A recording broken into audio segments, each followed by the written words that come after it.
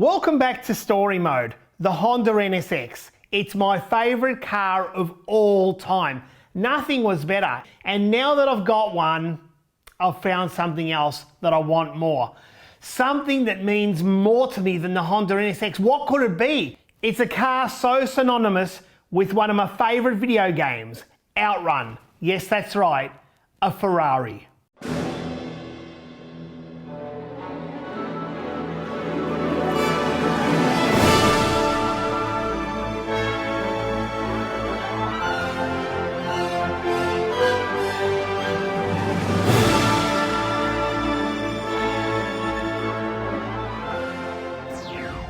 Well, we're still in 2011 and a movie I loved in that year was Limitless.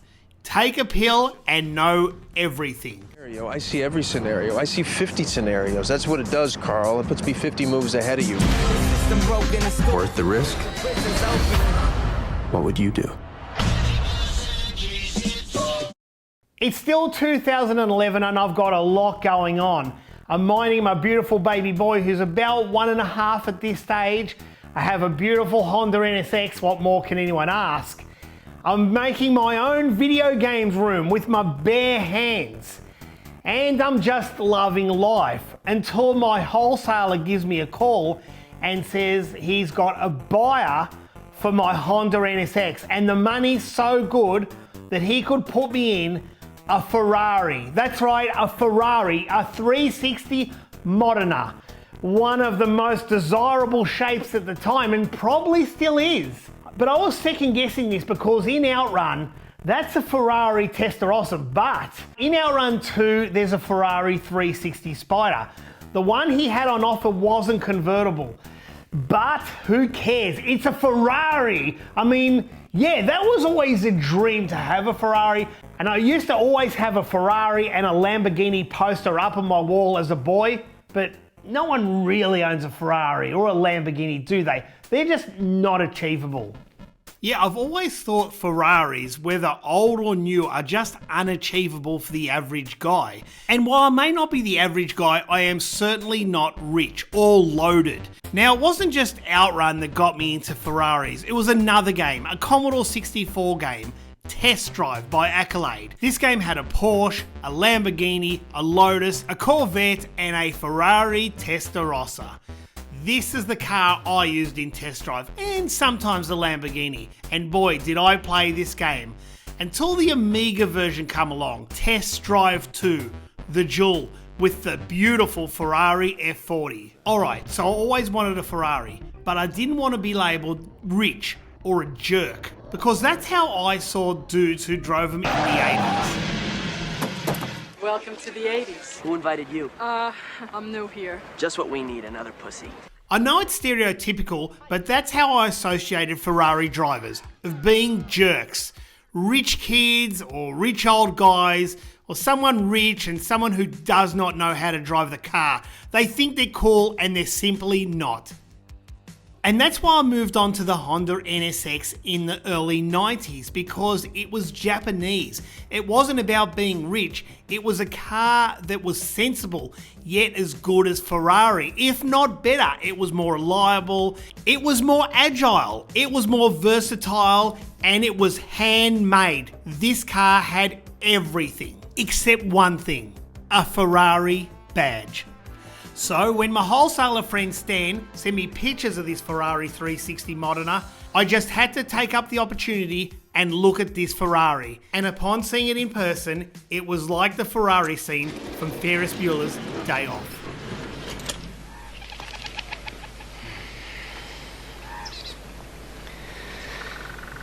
The 1961 Ferrari 250 GT California.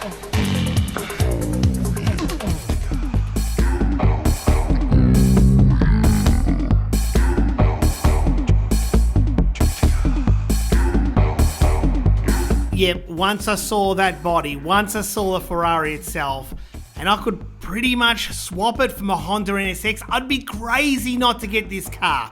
I just had to have it. And I did the deal.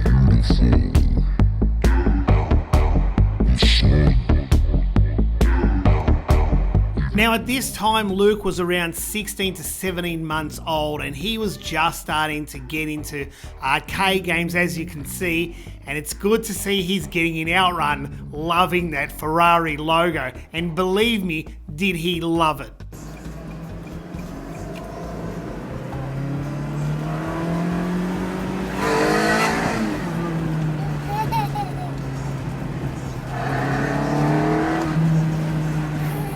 Yes, Luke developed a big attachment to the Ferrari, probably because of the colour. He used to kiss it goodnight. Wasn't over the moon about him doing that, but it was kind of funny to see. He really loved it, and obviously those yellow badges really stood out. Now at this stage I had the car for around a week or two and I had to pinch myself. I cannot believe I own a Ferrari. And I just wouldn't let it sit in the garage or take it out just to show off. I would drive this car. My favourite memories has to be when I picked Luke up from kinder and he would come out and point at the car and scream and just in excitement. And of course the other great memory for me is when I took the car out by myself to feel alive.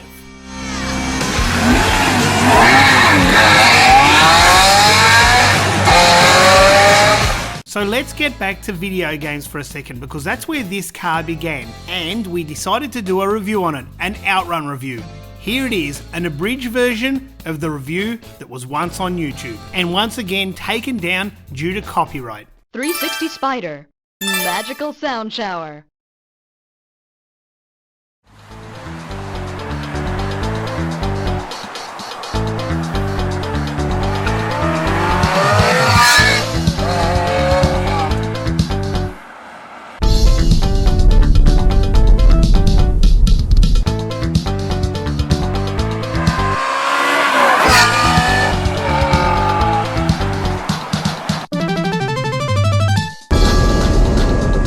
Now all this was filmed at the famous Albert Park Lake, which is a Formula One racetrack here in Melbourne.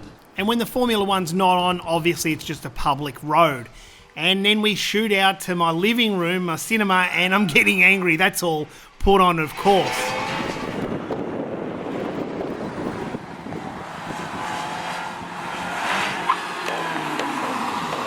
Hi, and welcome to The Last Gamer. Let's take a look at Outrun.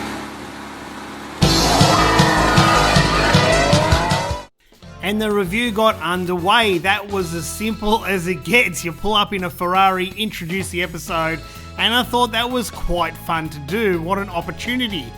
And then I'm just introducing the games that came out on all the various systems, the soundtracks, obviously Yu Suzuki, the man behind the game, and then we fast forward into the arcade room. This is it, the Outrun arcade machine. 1986, I was 13 years old, I walked into the arcade and boy did I fall in love. Now I quite like what Alex did there, he faded me into the picture and that was quite good, it's quite funny as well. So now I'm going to play the arcade game and we'll fast forward this and we move on to one of my favourite bits, my Sega Master System t-shirt I had when I was 14 years old. FM sound module in it. This t-shirt I'm wearing today actually bought at the same time roughly as I had Outrun, so that's why it's quite tight on me. I was only 14 years old. So obviously the Outrun review looked at all the various versions, the Master System, the Commodore 64, the Amiga and so forth. PC Engine version's quite good. I quite like it. Think of it. Look how small this machine is. 8-bit, unbelievable game. This gets my thumbs up. And then I share a familiar yet funny story. Okay, that was a Sega Saturn version, almost pixel perfect to the arcade. Speaking of which, let's just go back into the arcade room for a brief moment. Got a bit of a funny story I want to share with you all. When I was 13, I was playing the arcade machine that much at this one place known as Flashback in the centre of Melbourne City, and I noticed this badge right here is kind of half off, and I thought, oh, do I? And I took it. I love the game that much, I wanted a piece of memorabilia. Took it home. Then kept it in my game collection all this time. When I finally started my arcade collection, when I bought the Outrun machine, it was pretty much perfect, except it was missing one thing. You guessed it, this very badge. Now I don't know if it was the same machine, but whatever it was, it fit in well. Now if I head back to episode 11 of Story Mode, I actually spoke about this and I found out this was the arcade machine. To another location, an unknown location. And I wanted to keep some kind of memento. I remember prying off this badge, this Outrun badge, with my key. I didn't even damage it. I quickly put it in my pocket to make sure no one was looking and I took it home. It's probably the only thing I've ever stolen in my life and I felt so bad about it. And can you believe, something like 20 years later, when I bought this machine, it was missing the Outrun badge. And it's only recently I found out that this machine was from Flashback. So it's like it's come back to me, or have I put the badge on its rightful machine? And at the end of the Outrun review, I had to talk about the influence Outrun had on me to buy a Ferrari. And Sega, of course. But I don't think there's any bigger way than Ferrari itself. In the 80s, I was obsessed with Ferrari, mainly because of Outrun. And I always wanted a Ferrari Testarossa. Who didn't in the 80s?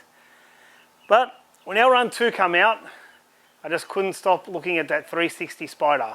But I didn't really want the convertible, I wanted the coupe.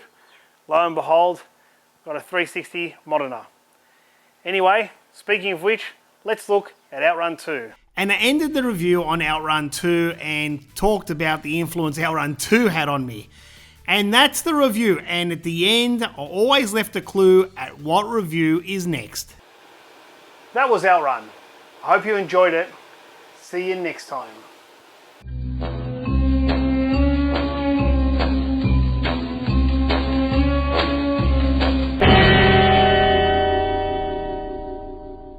So there you have it, the Outrun review, and I tried to incorporate my own Ferrari within the review to show that I loved Ferrari all because of Outrun. And as you can see here, a little bit of Miami Vice with that beautiful white Ferrari Testarossa. In the meantime, I was working for Jess at Game Traders. That's right, I was working for her. And when I wasn't working for Game Traders, I was out with Luke, meeting up with friends. And when I wasn't doing that, Luke and I would be working on the games room. You can see Luke here hammering in some Dynabolts. And when he wasn't doing that, he was playing his own car games. Yes, everything seemed to be going along so nicely. Everything was falling into place. The games room was slowly coming along, but there was one problem. I then uploaded the Outrun review to YouTube. And although I thought it was going to be a success, it was quite the opposite. I got so much negativity. There was a few things that were positive, but mainly it was negative. The Ferrari was incredible. When I drove it anywhere, people would always look, which I didn't love, but it's good when they came up and started talking to me about their story with Ferrari, like they always wanted one, or they've always liked them, or they don't like them. And it has so many stories about Ferrari. But the problem was, online, there were a lot of negativity towards the Ferrari. You know, am I rich? How did you afford one? You know, is it your mum's or is it your dad's Ferrari? All this type of thing. So I thought it's best to keep cars out for now.